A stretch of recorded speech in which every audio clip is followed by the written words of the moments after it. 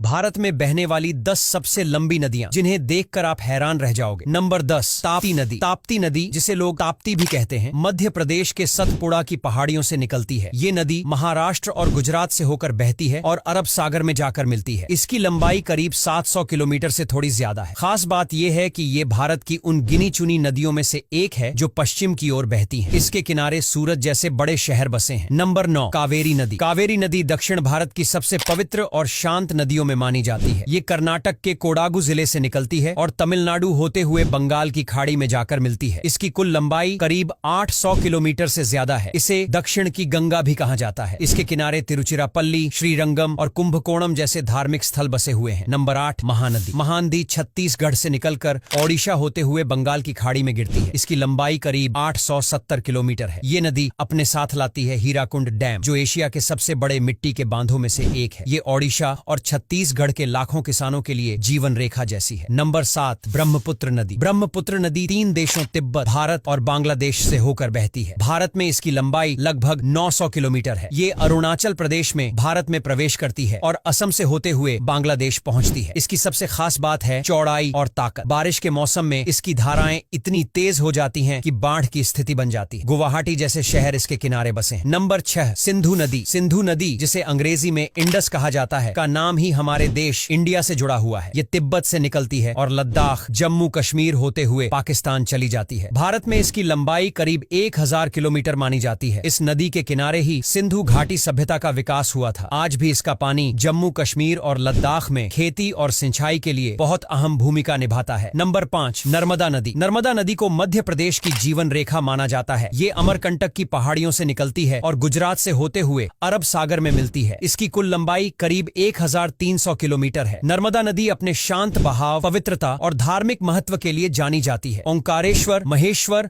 और नर्मदापुरम जैसे तीर्थ स्थल इसके किनारे बसे हैं। नर्मदा यात्रा को हिंदू धर्म में बेहद पवित्र माना गया है। नंबर 4, यमुना नदी। यमुना नदी उत्तराखंड के यमुनोत्री से निकलती है और उत्तर प्रदेश, हरियाणा, दिल्ली होते हुए प्रयागराज में गंगा से मिल जाती है। इसकी लंबाई लगभग 1307 किलोमीटर है। यमुना को भगवान श्री कृष्ण की प्रिय नदी माना जाता है और मथुरा, वृंदावन जैसे धार्मिक स्थल इसके किनारे हैं। हालांकि आज ये नदी प्रदूषण से जूझ रही है, लेकिन दिल्ली जैसे महानगर की जल आपूर्ति का बड़ा हिस्सा इसी पर निर्भर करता है। नंबर 3, कृष्णा नदी। कृष्णा नदी महाराष्ट्र के महाबलेश्वर से निकलती है और कर्नाटक, तेलंगाना, आंध्र प्रदेश से होकर बंगाल की खाड़ी में गिरती है। इसकी लंबाई लगभग 1400 किलोमीटर है। इस नदी पर बने श्रीशैलम डैम और नागार्जुन सागर जैसे बड़े डैम बिजली और सिंचाई के लिए बेहद जरूरी हैं। इसके किनारे बसे विजयवाड़ा, बेलगावी जैसे शहर इसे और भी खास बनाते हैं। नंबर 2, गोदावरी नदी। गोदावरी को दक्षिण की गंगा भी कहा जाता है। ये महाराष्ट्र के नासिक जिले से निकलती है और आंध्र प्रदेश से होती हुई बंगाल की खाड़ी में मिलती है। इसकी लंबाई है लगभग 1486 किलोमीटर। इसके किनारे नांदेड़, राजमुंद्री और भद्राचलम जैसे धार्मिक स्थल बसे हैं। गोदावरी का पानी लाखों किसानों के लिए जीवनदायिनी है और इस पर कई डैम और प्रोजेक्ट्स बने हैं। नंबर 1, गंगा नदी। गंगा नदी भारत की सबसे लंबी और सबसे पवित्र नदी है। ये उत्तराखंड के गंगोत्री ग्लेशियर से निकलती है और उत्तर प्रदेश, बिहार, झारखंड, पश्चिम बंगाल से होते हुए सुंदरबन के पास बंगाल की खाड़ी में मिलती है। इसकी कुल लंबाई लगभग 2500 किलोमीटर है। गंगा सिर्फ नदी नहीं बल्कि भारत की आत्मा है। हरिद्वार, वाराणसी, प्रयागराज जैसे शहर इसके किनारे बसे हैं। तो दोस्तों, आज के लिए बस इतना ही। अगर वीडियो अच्छा लगा हो तो लाइक और शेयर करना बिल्कुल भी मत